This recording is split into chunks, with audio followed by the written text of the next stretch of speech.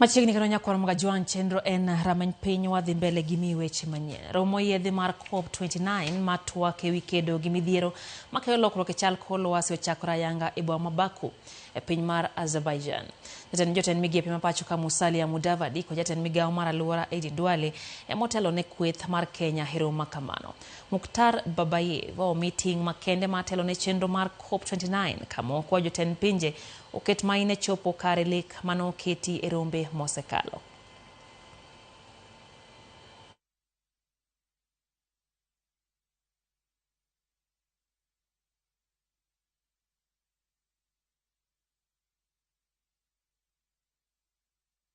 We are all in this together.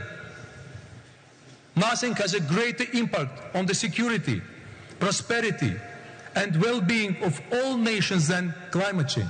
This goal is not a burden, it is an opportunity. Ladies and gentlemen, we must invest today to save tomorrow. We are looking for what we call an engineering of the financial architecture, so that it can be more friendly, so that the polluters pay more, and those that have suffered the consequences of the effects of climate change can also be compensated.